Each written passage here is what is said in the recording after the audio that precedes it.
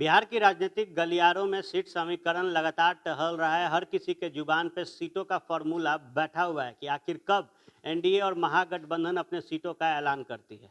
ऐसे में जहां नेता प्रतिपक्ष तेजस्वी यादव हर घड़ी कमजोर पड़ते जा रहे हैं, क्योंकि जो महागठबंधन उन्होंने उपेंद्र कुशवाहा, जीतन राम मांझी, कांग्रेस और वीआईपी के नेतृत्व में बनाया था, वो कहीं ना कहीं अब टूट के कगार पर दिख रहा है। जीतन राम मांझी ने पहले ही महागठबंधन को अलविदा कह दिया। उसके बाद उनके पीठ पर ही रालोसपा ने तेजस्वी यादव के नेतृत्व पर सवाल खड़े करते हुए कहा कि ये चेहरा मुख्यमंत्री नीतीश कुमार के सामने कमजोर है।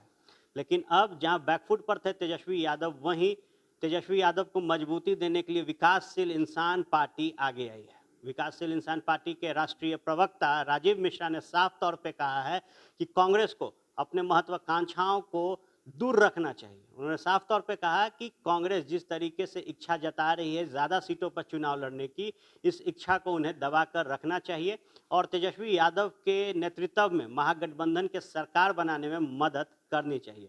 इसके साथ ही राजीव मिश्रा ने साफ तौर पे कहा कि जिस परिस्थिति में इस वक्त पूरा बिहार तेजस्वीमय है और आगामी चुनाव में जब महागठबंधन मैदान में होगा तो नीतीश सरकार सत्ता से दूर चली जाएगी। पहले आप सुनिए कि क्या कुछ कह रहे हैं विकासशील पार्टी के राष्ट्रीय प्रवक्ता। देखिए, वीआईपी पार्टी आज ये बिल्कुल स्पष्ट तौर पे बताना चाहती है पूरे बिहार की जनता को कि वीआईपी पार्टी, विकासशील इंसान पार्टी, बिल्कुल पूरी तरह राष्ट्रीय जनता दल के साथ है, महागठबंधन के साथ है। हमने शुरू से ये कह रखा है कि राष्ट्रीय जनता दल ही महागठबंधन में सबसे बड़ी पार्टी है और उसके जो नेता हैं श्री तेजस्वी जी, वही जब भी औपचारिक हमारी मीटिंग होगी तो मुख्यमंत्री के उम्मीदवार घोषित किए जाएंगे महागठबंधन की तरफ से। हमारी तरफ से एक छोटी सी अपील है, जो भारत की बड़ी पार्टी है, राष्ट्रीय पार्टी है कांग्रेस पार्टी, उससे ये अपील है और विकासशील इंसान पार्टी ये अपील करती है कि छोटे मोटे स्वार्थों से ऊपर उठना चाहिए। राष्ट्रीय जनता दल के नेतृत्व में हम एक लड़ाई लड़ रहे हैं, जहां हम चाहते हैं कि नीतीश कुमार की सरकार इस बार पराजित हो और तेजस्वी जी मुख्यमंत्री पद का सदस्यता ग्रहण करें चुनाव के बाद। और हमारी ये अपील है कांग्रेस पार्टी से कि वो भी सच्चाई को समझे, ज़मीनी हकीकत को समझे और हम लोग जल्दी से जल्दी पार्टी सभी महागठबंधन के दल अपने सीटों की संख्या तय करें और अपने उम्मीदवारों को कहें कि वो जाएं, ज़मीन पर काम करें और इस बार चुनाव जीतकर वापस आएँ। क्या कांग्रेस पार्टी अड़ंगा अटका रही है सीट शेयरिंग में? इसमें ऐसा कोई अरंगा नहीं है, लेकिन उनकी महत्वाकांक्षा है और एक राष्ट्रीय पार्टी है। लेकिन कहना मैं ये चाह रहा हूँ कि हम लोगों के लिए, महागठबंधन के लिए, राजद के लिए, विकासशील इंसान पार्टी के लिए, लेफ्ट पार्टीज़ के लिए जो हमसे जुड़ेंगे और कांग्रेस के लिए ज़्यादा महत्वपूर्ण लड़ाई ये है कि इस बार का चुनाव हमें जीतना है, क्योंकि बिहार की जनता जो है वो चाहती है इस बार परिवर्तन। वो चाहती है कि नीतीश सरकार इस बार दोबारा रिपीट ना हो, वो चाहती है कि महागठबंधन की सरकार बने। इसलिए छोटे मोटे स्वार्थों से ऊपर उठकर हमें साथ में रहना चाहिए, राष्ट्रीय जनता दल के साथ हमें पीछे खड़ा रहना चाहिए, मजबूती प्रदान करनी चाहिए, जिससे इस बार हम बहुत आसानी से बिहार में जीत पाएँ और तेजस्वी जी मुख्यमंत्री पद की शपथ ले पाएँ। सीट शेयरिंग कब तक हो जाएगा?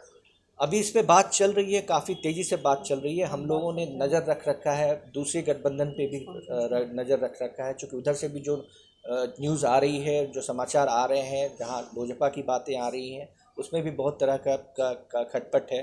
तो हमें, जब हम लोग कोई भी रणनीति बनाते हैं तो उसमें सिर्फ ये नहीं देखा जाता कि आप कितने तैयार हैं, बल्कि ये भी देखा जाता है कि आज सामने जिससे हम लड़ाई लड़ने वाले हैं उनकी स्थिति क्या है और वो क्या कर रहे हैं।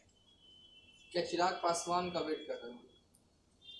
हम लोग किसी का वेट नहीं कर रहे हैं, हम अपनी बात कर रहे हैं और हम चाह रहे हैं कि जल्दी से जल्दी हम सीटों पे निर्णय ले लें और अपने लोगों को बता दें, जो भी हमारे विधायक होंगे, विधायक के उम्मीदवार होंगे, उनको हम टिकट दें और वो क्षेत्र में जाएं और चुनाव की तैयारी करें। आपने सुना, राष्ट्रीय प्रवक्ता का साफ तौर पर कहना है कि आगामी चुनाव में महागठबंधन का चेहरा नेता प्रतिपक्ष तेजस्वी यादव होंगे।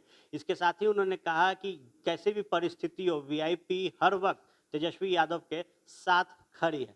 बताते चले कि आरोप और प्रत्यारोप के दौर में लगातार सीट समीकरण को लेकर पेंच फंसा हुआ है। बात अगर एनडीए की करे या फिर महागठबंधन की, दोनों ही घटक में अब तक सीटों का समीकरण तय नहीं हो पाया है। ऐसे में जब 30 तारीख को अधिसूचना जारी की जाएगी और पहले फेज के लिए नॉमिनेशन शुरू कर दिया जाएगा, उसके बाद देखना दिलचस्प होगा कि किन उम्मीदवारों का किस्मत खुलता है।